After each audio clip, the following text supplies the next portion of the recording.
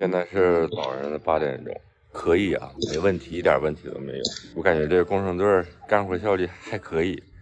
要说给我们打地基这个塔吉克三兄弟还是非常让我意外的。昨天他们5点才开工，我就觉得可能要完，这个工程队不靠谱。但随着后续工作的开展，我发现我有点冤枉这3兄弟了。对待工作他们还是非常认真、非常勤奋的。我早上8点钟起来了，别人给人干上活了，我都不知道他们什么时候起的。然后刚才我过来，我说你们什么时候开始干的？然后说7点钟就开始干活，没问题呀，兄弟们。就这个办事效率，昨天是下午5点钟开干的，一直干到黑天，然后早上起来7点钟就起来干活了。我在这面没见过，就是工程队起这么早干过活的，就是可能是我起的都比较晚，然后他们这今天把这个加固一下，外面那个挡板加固完之后，里面就开始那个拧钢筋了，然后拧钢筋剩余的还需要点材料，然后一会儿我们去采购点材料。这施工老哥也帮我们列出了需要买的所有材料。我们先去了木材厂加购了一些木板，随后来到建材市场买地基需要的材料。就是钢筋上面它底层是用那个绳绑的，它上面要用焊条焊，他说那样才得结实。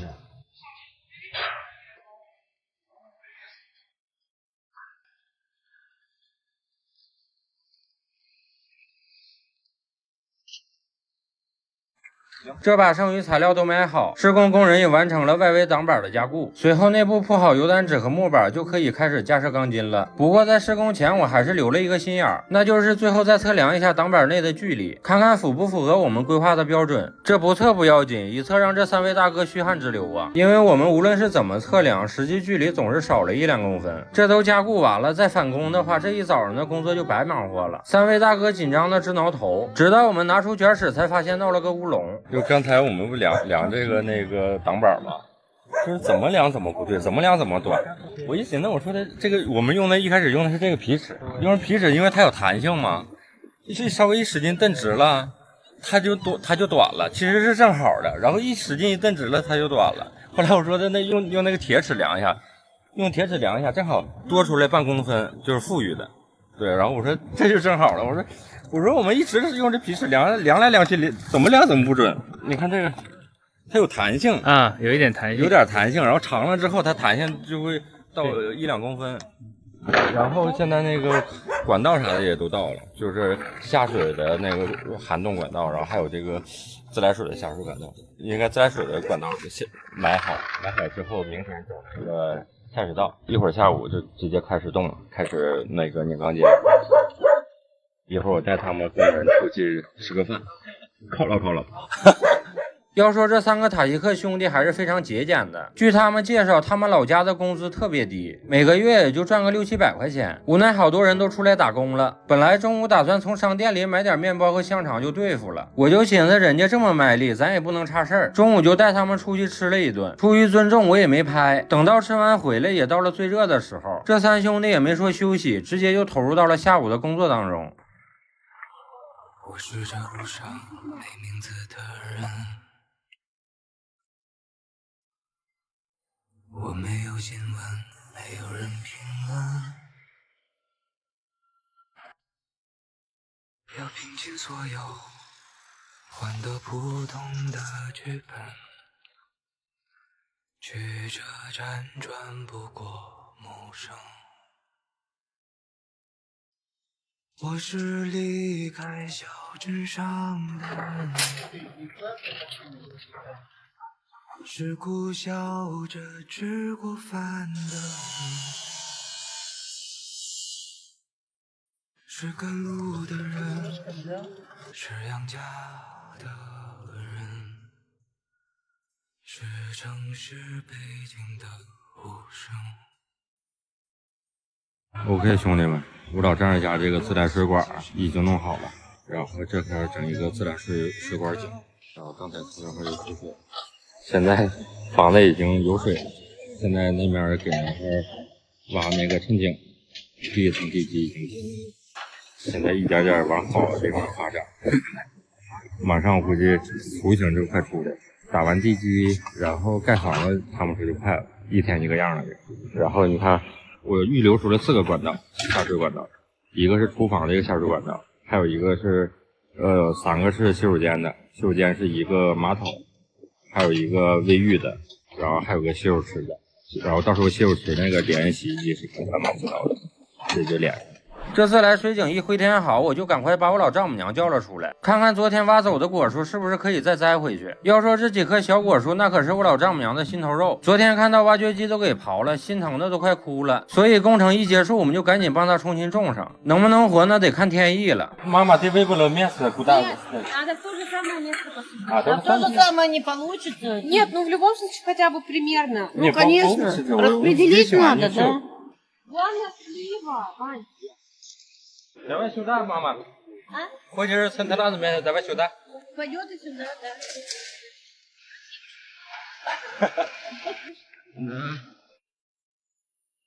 Ой, тебе еще долго, братан. Ладно, я здесь поставлю.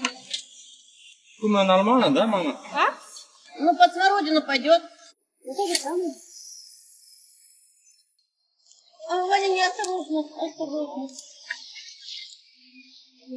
Осторожно. Мам, я сама здесь. Я хочу, чтобы прямо было.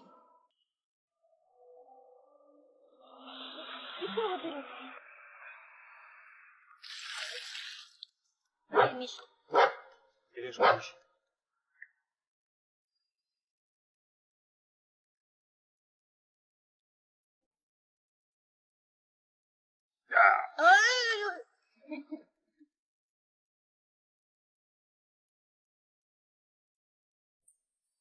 Дай фотографию вокруг этого.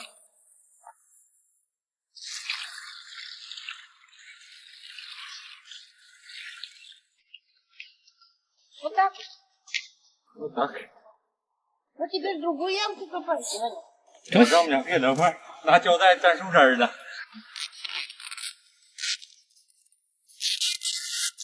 说实话，咱还是第一次见用胶布来粘树枝的，有观众朋友能科普一下这方法管用不？在我和婉娘一顿挖呀挖之后，我们终于是给老丈母娘家的果树都重新栽到院子里了。OK， 兄弟们，老丈母娘这果树啥的又让我们给栽回去了，不知道能不能活啊？要能活就太好了，要活不了的话没办法，到时候再换树。兄弟们，俄罗斯这天真的是多变的。早上的时候太阳当空照的，然后说特别热，倍儿热；下午的时候也倍儿热。然后这工帮晚了，阴天了，然后下小雨了，然后这边还继续干着活呢。然后他们说3、4天、2、3天，差不多基本上就能把那个地基筑好了。经历了2天的施工挖掘机，大兄弟也完成了他的任务，水管和排水管都挖好了，开始撤场了。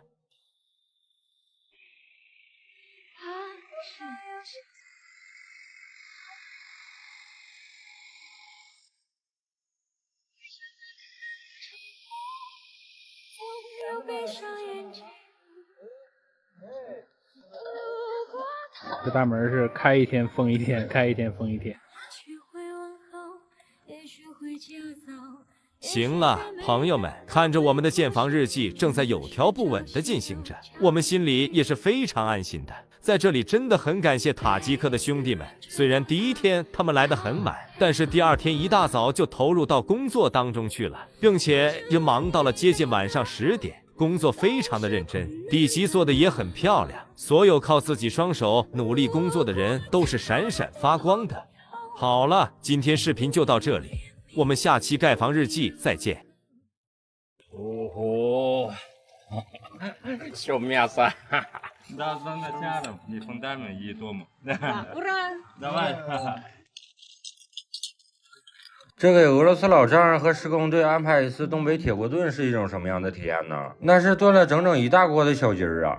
事情是这么回事儿，随着打地基的工作进入了最后的施工阶段，大家也看到了胜利的曙光，最多还有1天就可以全部完工了。这也是辛苦了我们的塔吉克3兄弟，每天都是早7点晚10点的这么干。其实我们也没有规定时间，全凭他们自己安排。就这认真的态度，也得到了全家的认可。所以在施工即将结束之际，我寻思好好的犒劳一下他们。阿南大厨再次上线，给他们安排一次我最拿手的铁锅炖。这2天大家都累够呛，然后我今天寻思犒劳一下大家，给大家整整个铁锅炖小鸡儿，1个小时不够，买俩小鸡儿，又买了3板鸡腿，这应该够。伙食硬点，然后加点这边没蘑菇嘛，反正买点这香菇应该没问题，然后再整点土豆，一炖吧就完事儿了。一听说阿南大叔上线了，我家这小妮子也赶紧过来帮忙了，因为她也好久没吃炖小鸡儿了，那是馋的不行。我老丈母娘那更是捧场，一听说我要做饭，嘴都乐到后脑勺了，那是给我一顿夸呀。Мама, чего будешь Мише на блюдо есть? Ну, конечно. Не боишься? Нет. Говорят, Миша готовит и не. Ты что? Да ты что? Миша во как готовит. Да ну, ты преувеличиваешь что-то. 在丈母娘的夸赞下，我也是干劲十足。今天必定是要拿出我食神的最高水准了。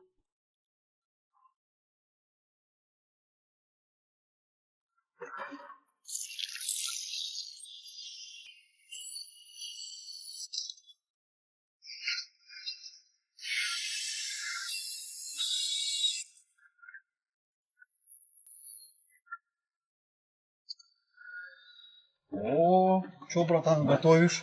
Я высер кушать готов. Ух ты, китайское блюдо. Да. Ну, елки-палки, у меня зубы болят. Ага. Ну пусть и поднюхаем. Просто понюхать? Да. Ну, ладно, хоть понюхай. Да. Людей много. Молодец. Какая Миша, утка или курица? Курица. Такая большая. Да. 要说今天这顿饭可谓是全家总动员，不但吃的人多，帮忙的人也多。看见大山忙着洗菜，二哥家的千金也过来帮忙。我四哥一看我做小鸡，眼睛都亮了，那是赶快帮我拾柴烧火。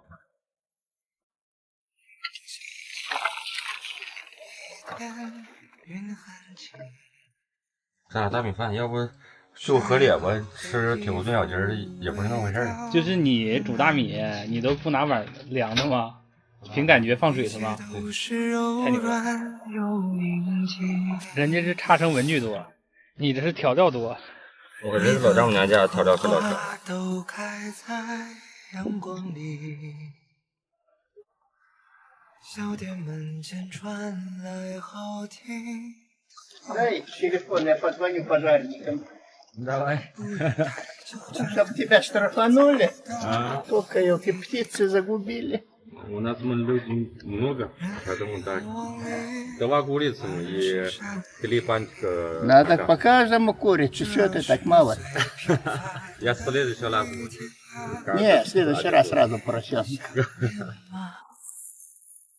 这香味哪还上来了？妈，我1个月没闻着这味儿了。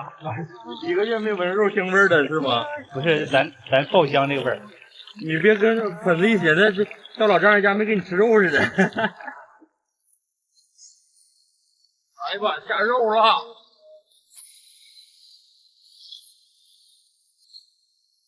快点，这肉也太多了。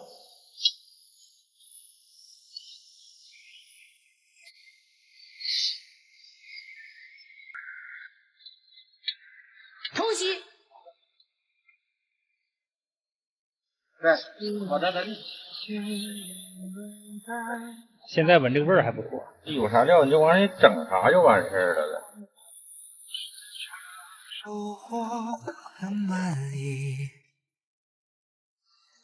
朋友打来电话说他在等你，见面有聊不完的话题。餐桌摆在开满花的院子里。下了啊！这把火旺。没有蘑菇，买点香菇，就个味儿吧。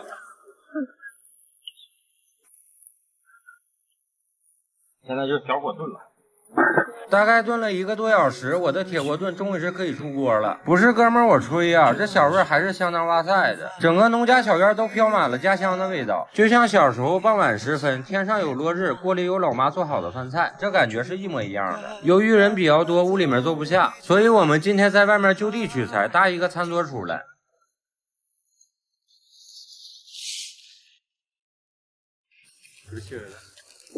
Ой, как красиво все, Миша. Красиво. Вообще, просто замечательно.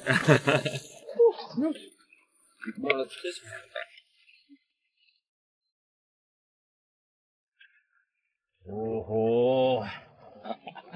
Все мясо. Тихо, тихо, аккуратнее, она сейчас мягкая останется. Ага. На огне всегда слышно. 考虑到二哥有点牙疼，不能吃太硬，我就特意炖的烂乎一点。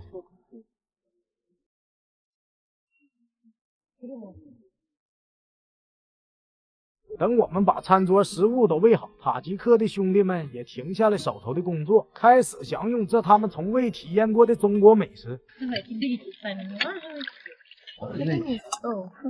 Не стесняйтесь. Я не знаю, вкусно или нет. Ну, попробуй. Наверное, нет. Надеюсь, что вкусно. 45, наверное. Ну, давай все семья, ребята, что мы сегодня как праздник, что за фундамент, что все хорошо. За фундамент. Ну, за фундамент. За начало. Да, за начало. И фундамент, и дома. Да, ура! Давай.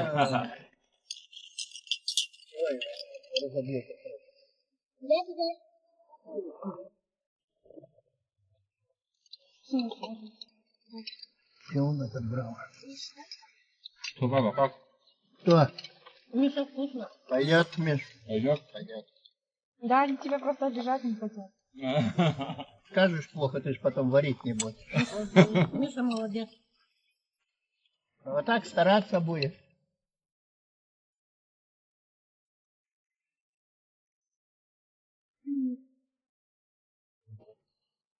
老丈人真喜欢吃啊，一盘子没了。嗯，对。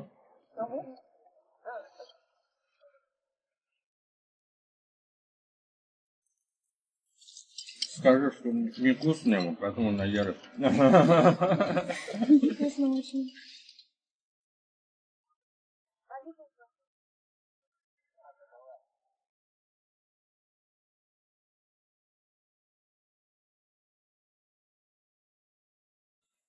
说句心里话，在农家小院已经做过很多次饭了，唯独这顿我觉得是最成功的。有时候做饭的意义并非是美食本身，是有这样一个契机，全家人可以开开心心的坐在一起，享受相聚的时光。有时候我总开玩笑说，给老丈人盖这个房子是个国际工程，其实这更是一种缘分。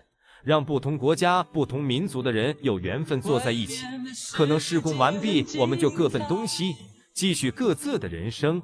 但我觉得在他们心里肯定会记得，某年某月某日的一个西伯利亚农家小院里，有这样一个中国人，为他们做了一顿美味的中国美食。我会在这里衷心的祝福你。每当夕阳西沉的时候，我总是在这里盼望你。天空中虽然飘着雨，我依然等待你的归期。兄弟们，现在是早晨的3点20，现在要回市区了，就是因为我要去接工程队了。瞅瞅，是不是现在有盖房子的样子了？没错，兄弟们，小院新房框架搭建正式开工，新来的工人大兄弟那是相当的靠谱。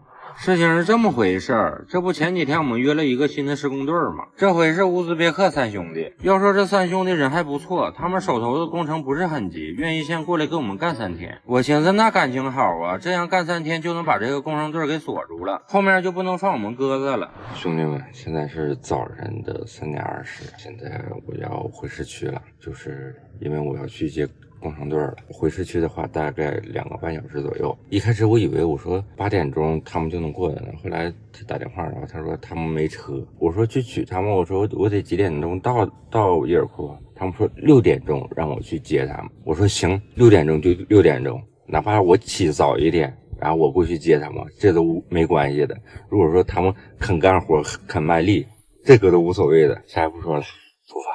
想也那么黑，每个清晨曾阻挡每个梦，每一道门，终于也可能无限可能自由发生。 OK， 兄弟们，我已经到了，哈哈。现在等工人呢，工人说穿上衣服，然后就跟我走了。然后这个是他们第2个工程，这个房子，哎呀妈，也没开建呢，这不也是地基吗？但是这个房子小，对这一块，工人给我收拾东西。对，你就装车。我刚得瓦起来为可的？我看得吧。A few moments later. OK， 兄弟们，我们终于回来了，工人终于到家了。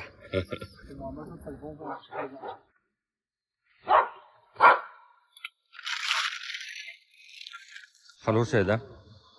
兄弟们，我把工人带回来了，就感觉这伙工程队吧，感觉还蛮靠谱的。然后在车上，我刚才问了一下，我说他们就是工作时间每天多少个小时？然后他们说6、7点钟起来干活，一直干到9、10点钟，就是黑天，效率还不错。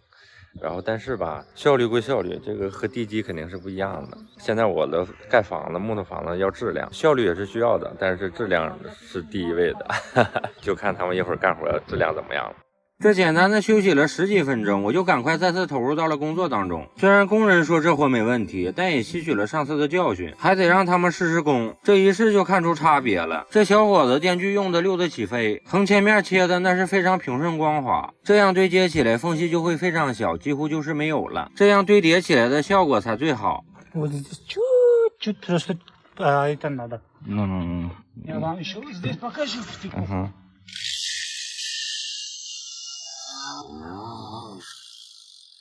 Вот здесь сторону тоже посмотрите, здесь тоже. Вот здесь будет стик так будет. Стик, да? Ну.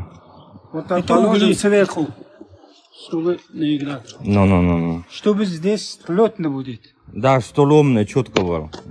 兄弟们，刚才那个这俩工人给我试一下刀。感觉还不错，感觉手法还是过硬的。其实我也不那么太懂，但是肉眼看人家工作的就和上次那3个人就不一样，就是嘎槽啊都比较专业，感觉可以的，没问题。这回我就放心了，兄弟们。然后怎么说呢？咱们建房正式开始。就是第一排的那个木头下面要垫一层油毡纸，防水了。就是这个距离就是放木头的。这个中间弄的稍微有点不平，然后这个因为它第一层特别重要嘛，然后需要把它那个都填平，弄平了之后，上面就好摞了，上面就没有缝隙了。底下现在这块垫出来有点缝隙没关系的，到时候还需要里面还需要浇一层水泥，就是那个地暖，所以说都给盖上，这都是无所谓的。Это трамбовая. Если это не сделаем, да, это туго. Да. Вот здесь. Они полдайте, да.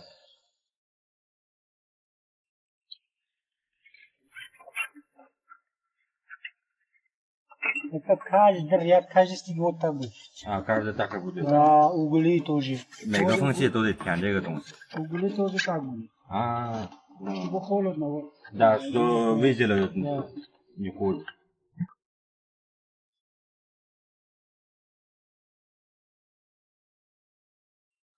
为了施工更方便，我们还是叫来了个吊车，把主要的木材都吊到地基上，这样工人施工干起活来更方便，效率更高。吸取了前2次的经验，我特意让小达还叫来了个大家伙，这不用不知道啊，大的效率就是高。可是哥们儿，我前2次是白挨累了。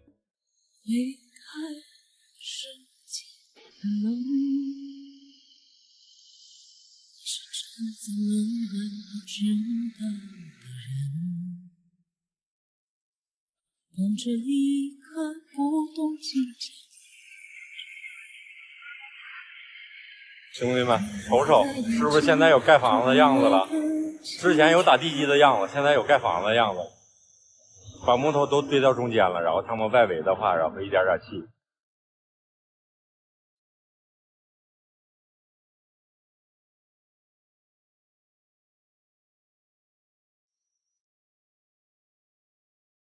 推开世界的门，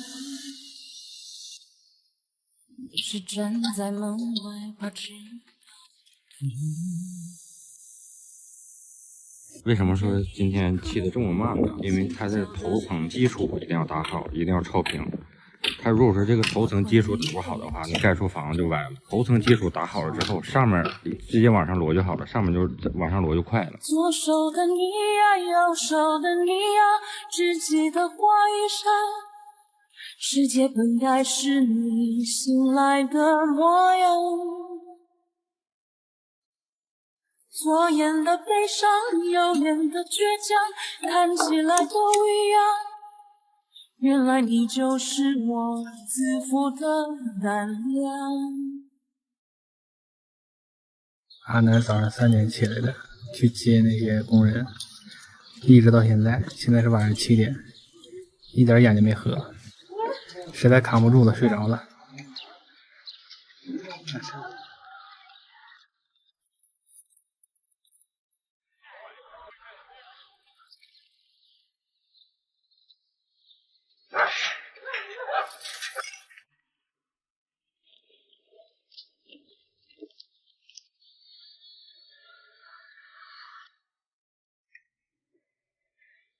像云端，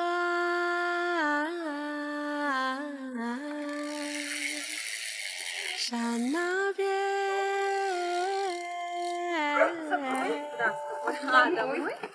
海里面，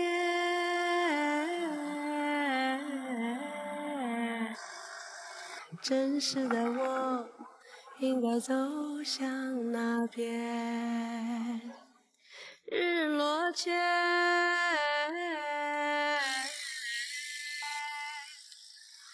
这俩小伙活干得不错，起这么高了，就是家务事不行，一天坏3次，搁这上面修好几次了给他们。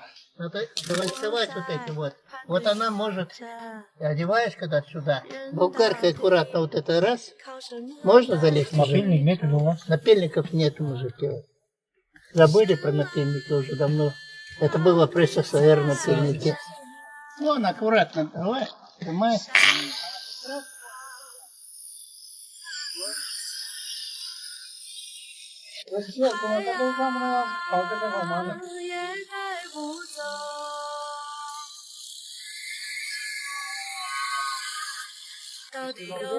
Воздуха получается.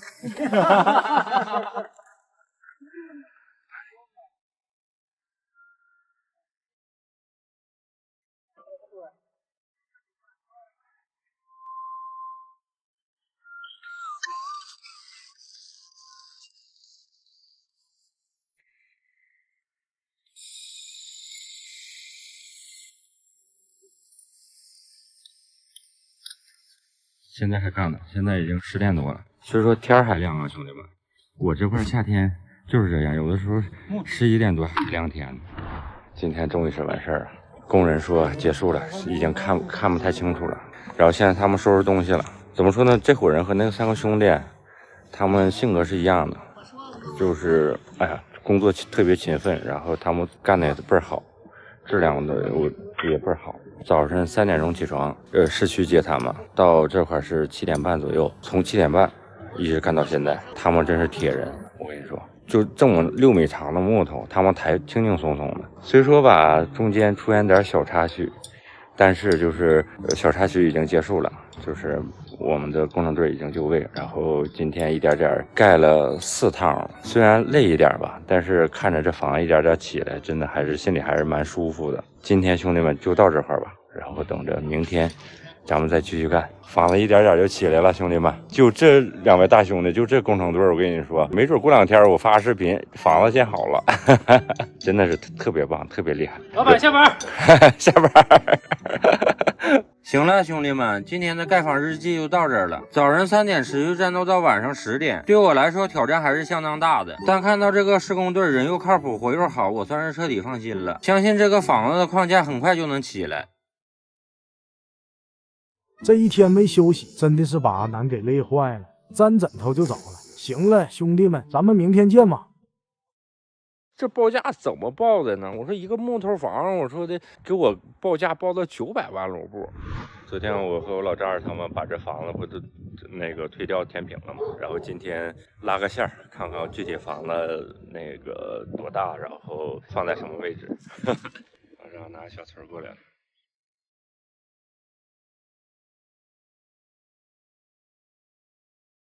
兄弟们，眼下这房子也扒完了，下一步就要转向开始盖房子的步骤了。这一段时间，因为盖房的种种问题，大家也有很多的疑问，前面有些视频也没讲的特别清楚。今天就再和大家好好唠一唠这背后的故事。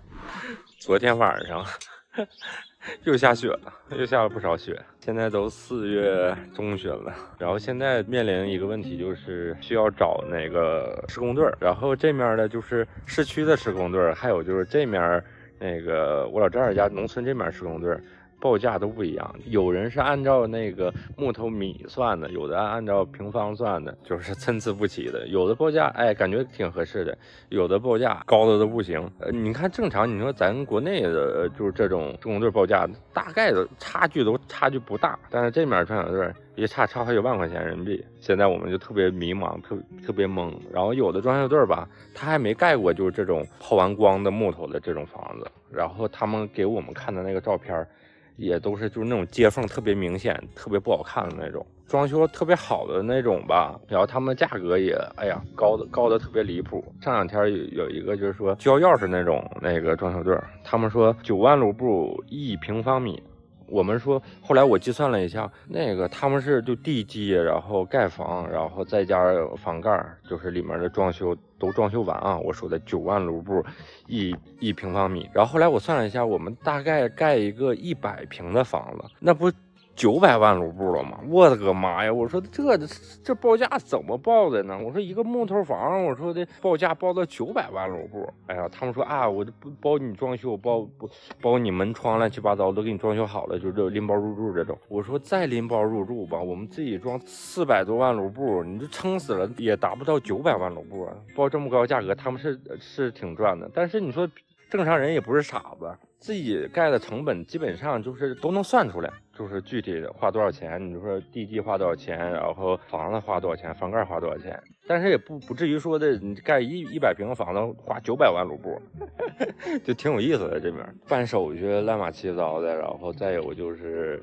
办手续特别慢嘛，就是慢的都离谱那种，办一个小手续也要等好几天，办一个小手续等好几天。然后就是找装修队，因为找完装修队之后，他们会给计算用料，因为现在我们也不敢买，你说买少了吧不行，买多了吧还剩。我感觉是怎么，在俄罗斯这边你办什么事情吧，你不能着急，你得好事多磨。我这种是比较性子急这种，你知道吧？但是在性子急在这边根本就不好使，你咋急也没有用，你也不能你说你动手去骂人去，你或者说脏话，你或者怎么样，你说你也不能动手去怎么样人家。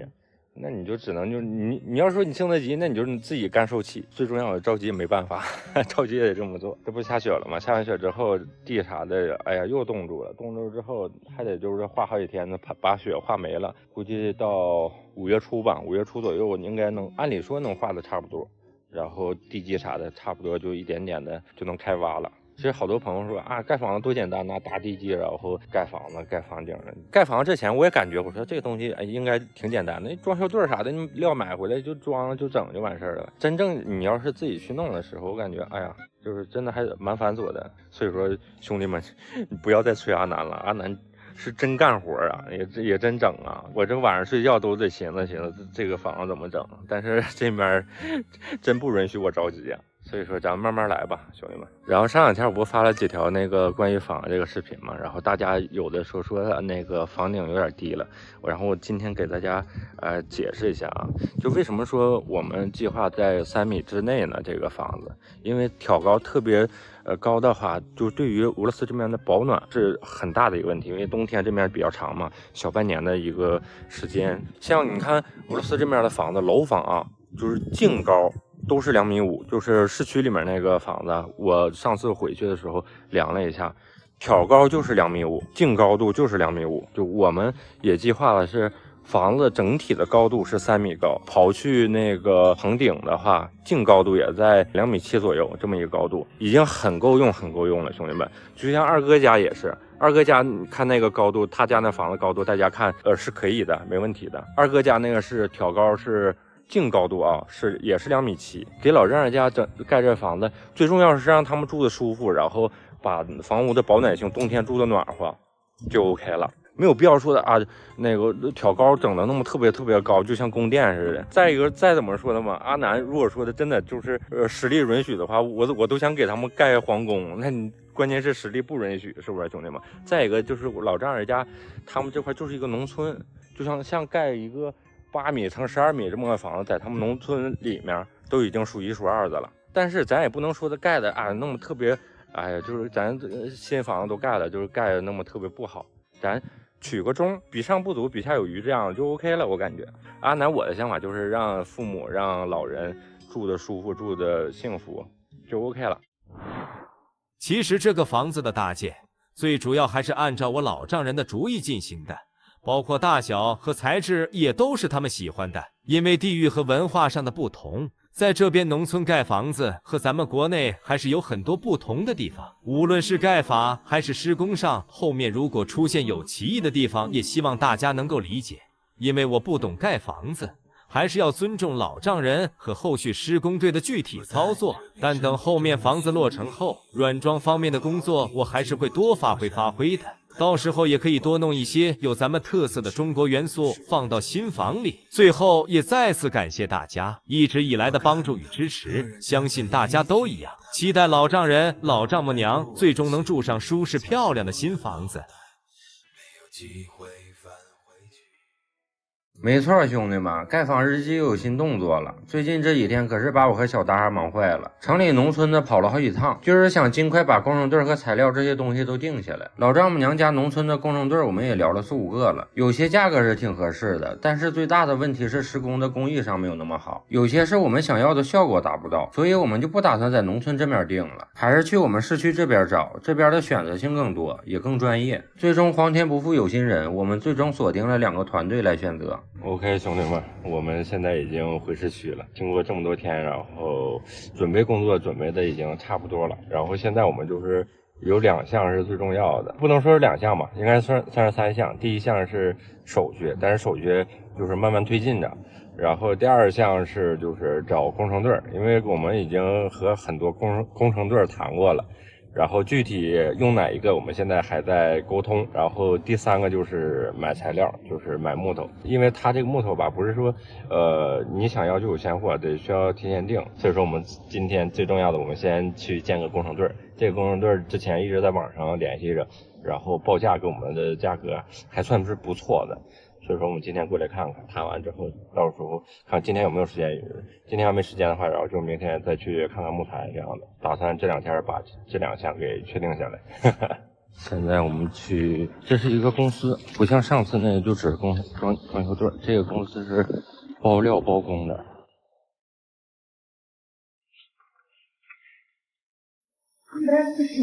这到地方后，我家小妮子就拿出设计图，和工作人员沟通起了各项施工问题和价格。由于这是在别人公司里，也不方便拍摄，我就给大家说明一下讨论结果。OK， 兄弟们，我们刚才已经聊完了，就把具体的那个设计图参数都给他了。然后他说他要包工包料。前天他在网上跟我们说的是250万卢布地基，然后框架再加上房顶，然后我们感觉，这个价格还蛮不错的，也不用我们自己买料什么的，他们自己都解决了。今天我们就过来了嘛，看了一下，然后把具体的参数都给他了，然后他具体算个最终价格，过2天然后才能给我们。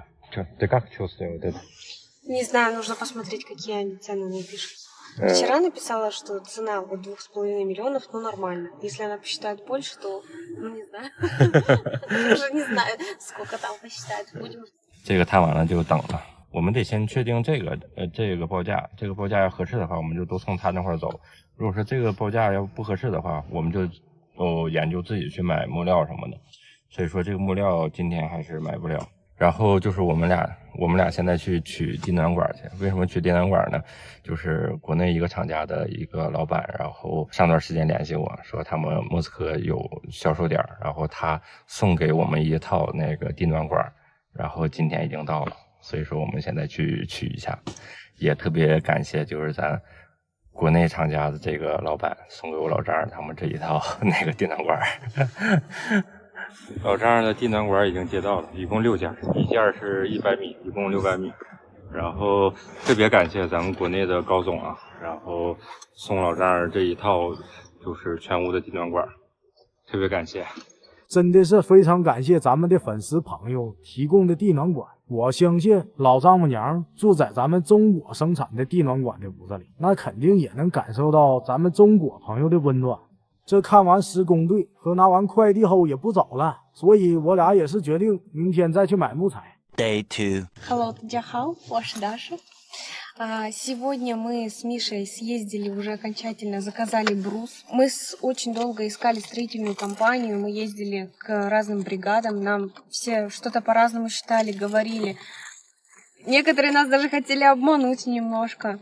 И, в общем, в итоге мы договорились с бригадой, с которой мы первый раз встретились, ну, который вот этот Джоник, да. И мы брус хотели тоже заказать у человека, к которому тоже первый раз ездили, но у него, короче, очень много было заказов, и он не смог взять. Потом мы нашли вот здесь вот, короче, тоже завод, и здесь они тоже изготавливают. Мы заказали, они нам пообещали, что, ну, где-то они... Документы уже, в принципе, готовы, у нас разрешение на земельные работы есть, то есть нам уже можно уже и фундамент делать, и копать водопровод, а на дом он будет, ну, чуть попозже. Это не страшно. У нас в России документы делаются как раз либо когда уже дом построят, либо когда его строят и документы делают. В общем, у нас так всегда происходит. В общем, уже не так переживаю. Надеюсь, что дальше все будет нормально. Конечно, сложно было, очень сложно. Мы ругались уже 100 раз со всеми, особенно с документами. Просто я такой человек очень чувствительный, но так, в принципе, все можно сделать. Просто нужно не злиться, не переживать, в общем, и потихонечку все делать. Так, в принципе, все возможно. 综合各方面考虑，我们选择了单独包工的施工队，这样在材料上我们也有更多的选择。木材上我们找了一个专门定制的工厂，大叔还耐心的帮我们解释了我们应该定制什么样的材料。Есть люди, которые ложат десятку просто плашмя, ну десятку брус профилирован. Но дело в том, что на фундамент его положишь, а когда положишь 2 вторые, там будут вот эти нижние шипы, которые мы их просто не делаем, а делаем вверх. И тогда он низ ложится ровно. Ага. Или к десятке, или на фундамент, чтобы потом там топором не это. 话口述我们听不太懂，大叔还带我们去厂里看了一下木材是啥样的。Вот, например, смотрите брус. Вот видите брус? Ага. Вот. Его надо положить на фундамент. Как его положить? Будет дырка. Да, вот здесь далеко. Они... Чтобы дырки не было, если нужен стартовый, мы низ не делаем, а верх делаем. А только верх делаем, да? Верх. И потом пошло делаем. No. Понятно? Ну видишь, а это что-то... Это же не важно. 这个是我们要定6米多长。不出意外的话，再过10几天，等地面彻底解冻了，我们就可以开始动工打地基了。咱们就敬请期待吧。咱蒙子说：“我在中国也没干过这么重的活啊。”这俄罗斯二哥带我们去买建筑材料是一种什么样的体验呢？没错，兄弟们，盖房日记又有新进展了。随着气温一天天的升高，老丈人家的土地马上就要彻底解冻了。这打地基的工作即将提上日程，像是钢筋、木材、保温板这些材料都已经就位了，还有一些零散的小材料没有买。今天正好二哥白天不上班，他又比较有经验，我就让他带我去建材市场走一圈，把缺的材料都买齐了。二哥带我们去买那个就是打地基的剩余的建筑材料，上次把那个钢筋什么的都买了，然后现在去买一些那种小的乱七八糟的，不知道大家能不能看清啊？就是大概的线儿我已经扯上了，然后这块是一个门厅，从这块进去，然后左面2个房间正对着一个房间，然后洗手间、厨房、客厅，然后这是一个小衣帽间，然后前面是一个配电室。这么一个小出行，现在去二哥家，二哥带我们去买去。OK， 兄弟们，我们已经到那个配件厂了。这一来到建材市场，我们就直奔主题，找到工作人员，把我们需要的购买清单给他看，让他帮我们备货。 Все это будете на складе забирать. Я вам сейчас документ просто сделаю, оплатите и на складе заберете. 这块什么都有，这个建材城还挺全，里面东西啥的。之前在老丈人也来过这块，但是没具体注意。这个门我看2000多块。但是，смотри, вот двери, нормально цена? Ну, это в комнату, да? Да. Нормально, вообще нормальные цены. Вот это красивое. А вот это сели. 之前我和大沙在市里也去看过门窗的价格，那家伙可老鼻子贵了。没想到老丈人家这边的要便宜不少呢。不过现在房子还没搭建起来，所以门窗这些家具暂时还是不急着买的。等打完单子付完钱，我们就来到仓库这边取货了。这доска ты плюс раз думали, что Сороковку брал. ага. Что лосар, нет? Если они останутся, они уйдут на крышу. Крыша, да? Да. 各种钉子，螺丝钉、洋钉，油单制，这个是绑钢筋的铁丝的，然后这都大洋钉啥的，然后这个是油单制，油单制我不知道是干啥的，防潮还是怎么回事？这地基的材料购买完毕，我们又驱车来了木材厂，把房子地基的木板也一起定了下来。我们现在到木材厂了。 过来买木板来了，就是打地基用木板，然后房顶、房盖也用木板，到这块钉一下板子什么的。有二哥在旁边给我们出谋划策，这地基的木板很快就钉好了，我们就先回家等着他们送货上门。卸车了，这点钉子啥的是打地基时候用的，这钉子乱七八糟的，然后还有铁丝子、揪肉了子。然后这个东西先放二哥家，спасибо, Леша, молодцы вообще. Братан, все для тебя. Не все для меня и родителей. Вот эта доска это для фундамента. Да. Тогда где брус? Да, брус мы рядом. Да, я думаю, да. 没多会，这木板也送到了，大家又要开始忙活起来。又到货了，打地基用的木板到了，阿南刚才去买的。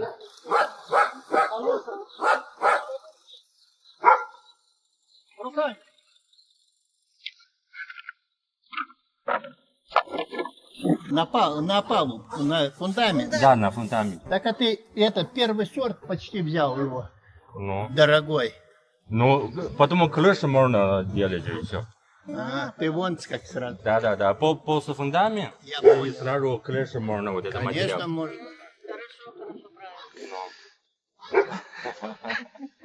Они хорошие. На первый сорт. Да, первый сорт. 等把这点木板卸完，我老丈母娘已经把我最爱吃的手抓饭准备好了。这简单的补充完能量后，我们就开始了投入到了新的工作当中。前2天不是把盖房子的主体木材都装卸好了吗？由于当天卸完车已经是深夜了，还没来得及把这堆木材分开。由于木材本身特别重，长时间堆放在一起很容易把底层的木方压弯，所以我们还需要把它们分开堆放。这个方子整体因为它是半湿的，不是干的，然后它要是摞这么高的话。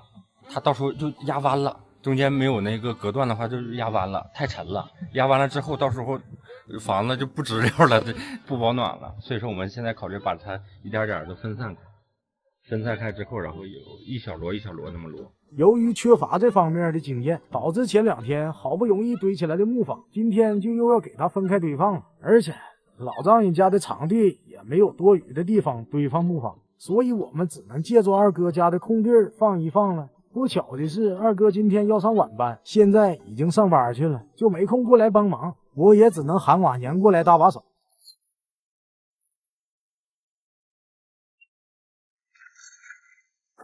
由于这班木方的工程量过于庞大，所以我们又把吊车叫了过来。在吊车没来之前，我们还是得把前面这几根搭地基用的木方搬到另一侧去。由于今天主力队员二哥不在，瓦娘也是打电话邀了一位小兄弟来帮忙。老丈人也是把国产大3轮开了过来帮忙运输。三蹦子说：“我在中国也没干过这么重的活啊。”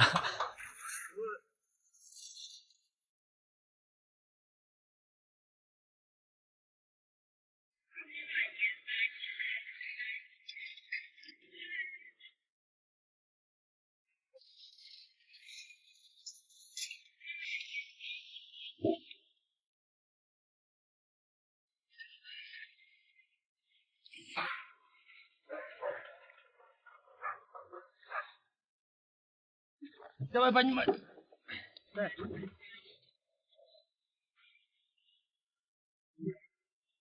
Пока ставь. 放这些。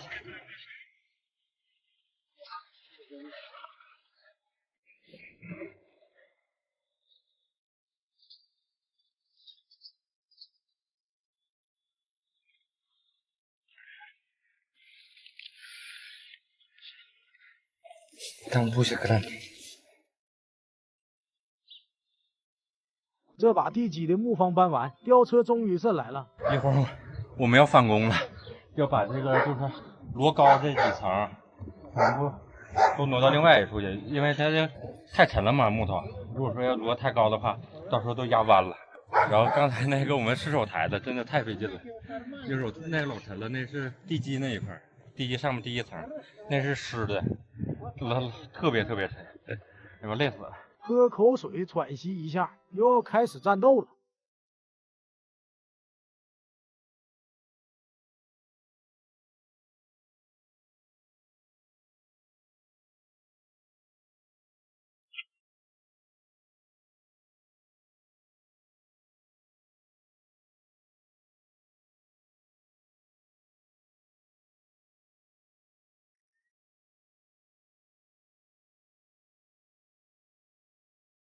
如果说要不整的话，如果房子完了，如果说盖房子，人房子盖不直溜，然后咱要是说工程队该说了，你这房子不直溜，不怪他们，可有地方甩锅了，可有地方甩锅了。它的美丽是否值得去寻求？夜空的花散落在你身后，幸福了我很久，值得去等候。Устал?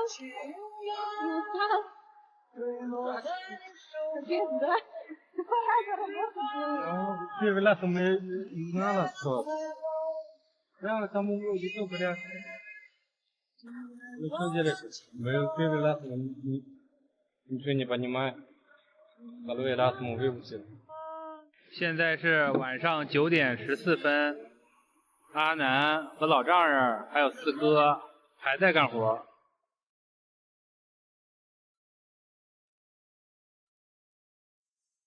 Давай, папа. Ага. Ой. 今天活终于干完了，明天那面还都得倒过来对正了，要不那面不像今天这样，今天这样都是一个壳都卡好了。那面那天卸车的时候卸的特别乱。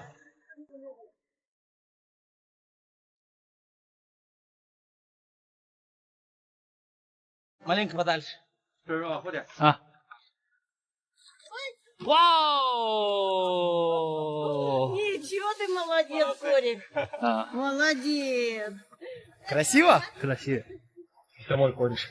Это его кореш. Я брат его. 行了，兄弟们，又是忙碌的一天。这盖房子虽然很辛苦，但也让生活变得很充实，让我这好多年不干活的老胳膊老腿又重新活动了起来。虽然身体上很累，但精神上却很满足。这感觉就像我们每天晚上刷荒野建造视频一样，看着老丈人的房子一点点从无到有，那是相当有成就感。Надеюсь, мы до зимы в этом доме будем жить. Конечно, будем жить. 我太接受了。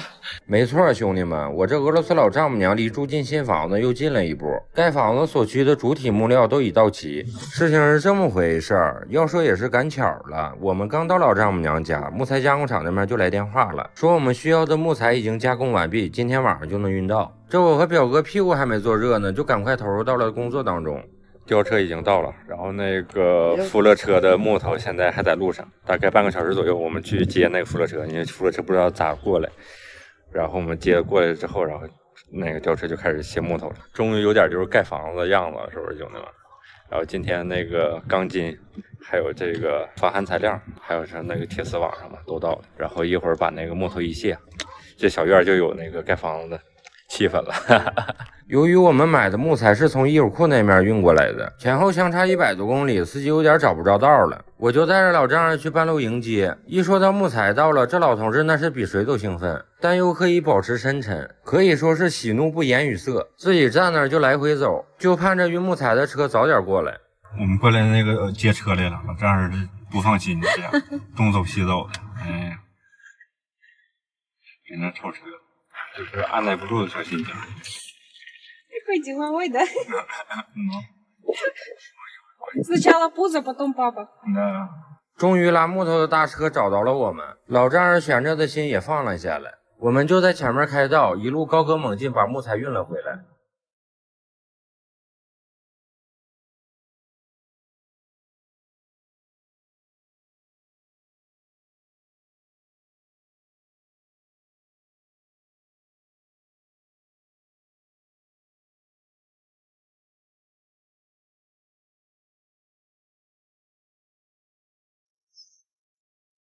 我来看看啊，这一车的木头全是我老丈人家的房子用料。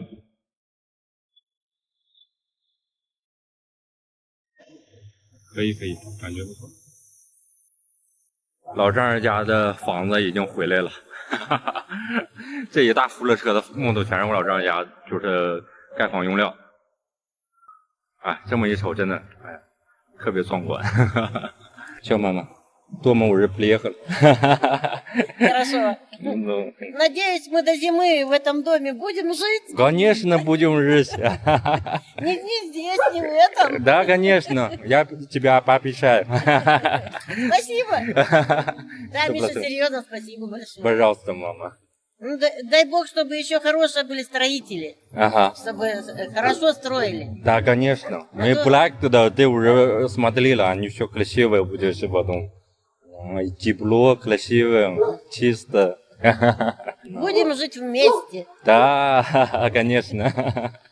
兄弟们，记住我们此时此刻的笑容，现在有多高兴，一会儿就有多狼狈。我们还是低估装卸木头的难度了，以为这点东西有个半个小时就卸完了，可一开干才明白，完全不是那么回事儿。把这车木头搬完，差点没把兄弟我给累撅过去。刚才这个吊车在里面不好装卸，然后他又开在外面，这样的可能是他感觉装卸比较好一点，比较受惠一点。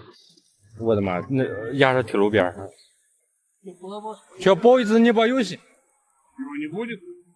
Ну, леска бывает.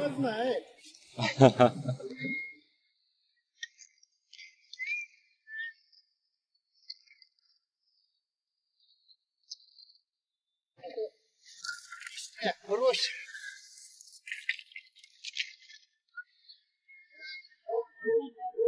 Давай, опускай. Опускай. Нормально, опускай.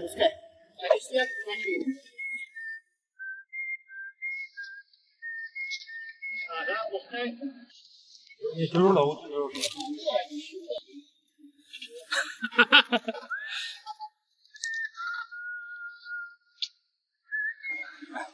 咋不在这儿Hello, 大家好, 我是Даша, Даша мама, мама. У нас сейчас происходит выгрузка бруса. Мы его наконец-то дождались. И сейчас они выгружают. Здесь 40 кубов бруса. Он очень красивый, очень белый. Я когда ездила на завод, ну, кажется, не такой красивый. А когда он здесь сейчас приехал, прям вообще, халка.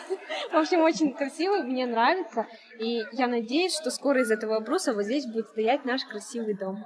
Только присоединяюсь к словам Даши. Я очень рада, конечно, что все хорошо. Все, вот так вот. Вот этот момент строительства, да, Анан подошел к этому очень ответственно. Все моменты, которые связаны со строительством, заказ материалов, доставка материалов, поиск бригады строительной, он ко всему подходит очень ответственно, он прям переживает и хочет, чтобы все получилось качественно, в первую очередь качественно, чтобы бригада знала, как делать из этих материалов, чтобы сам материал приехал. Даже вот сейчас приехал материал, и Анан сам, вот, посмотри, Анан помогает нам выгружать. Анан, я рассказываю подписчикам, что ты молодец, ты очень ответственный, ходишь к работе и сам помогаешь все делать. Да. Спасибо. Да. 这些木头的工作量远远超出了我们的想象。幸亏在关键的时候，二哥下班回来了，那是连东西都没放回家就开始帮忙，我们整体的速度也终于是提起来了。这个对了，手都сработал. Они как? Тяжелый очень. Тяжелый листяк, ну? Да, вообще. Это листяк. 哎呦，二哥！ Вот это русский богатырь наш. Это мужчина. Это наш. 哇！ Все, Алёша. Надо помогать ему. Все, подписчики. Подписчики там не устоят, Алёша. Вот это тяжело.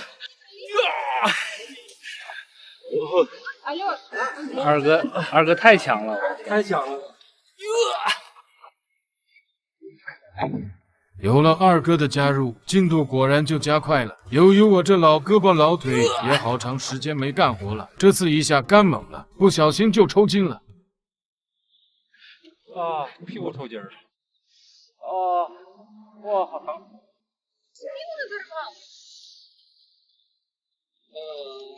Здесь? Нога? Нет, 屁股。 Надо болеть. Это просто робот здесь. А ты что сделал, ударил или как? Не, я просто... Флага все.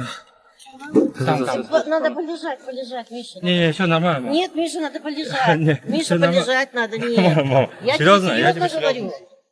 Миша, ложись, и тебе надо полежать. Честно говорю. Я же маленько... Не-не-не. Я маленько в медицине поработала, Миша, я же знаю, я с врачами работала. Серьезно говорю. Серьезно? Полежать надо, маленько надо. Нет, все нормально. Где? Да, уже много легче. Вот тут, вот тут? Не, вот здесь. Ну А это просто мясо. икра. Да. Сухожилие. Сухожилие. Да, сухожилие. 他以为我后背扭了呢，然后联系到那个联系到屁股了。我一直跟他说，我说屁股肉疼，然后他说的不行，主要是你。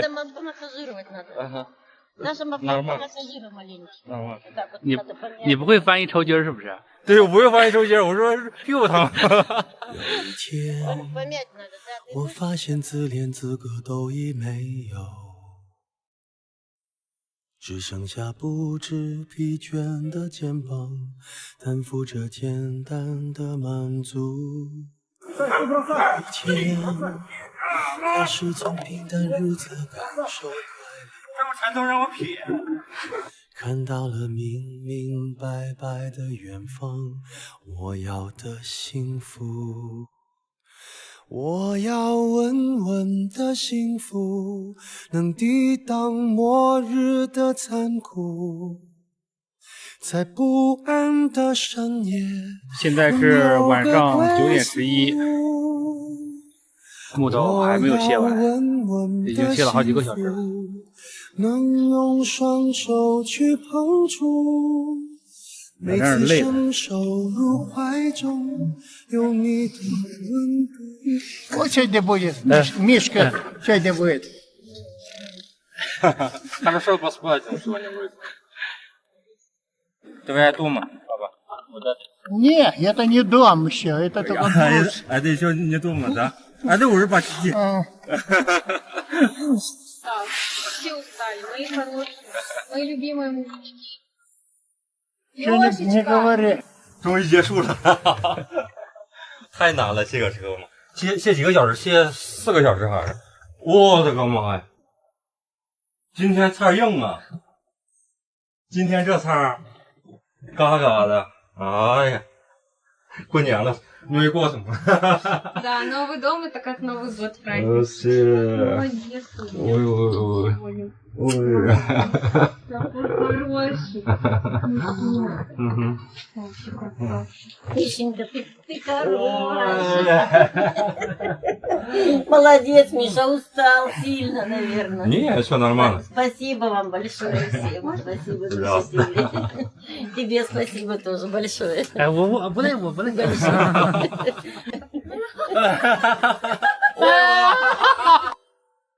Давайте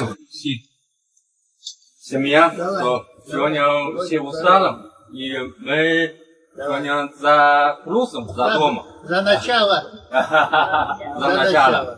Давай. 行了，兄弟们，今天的盖房日记就到这里了。说实话，全家人真的都是累坏了。但是那句老话不是说的好吗？苦尽甘来，相信等着我们的一定是一个宽敞明亮的梦中情房。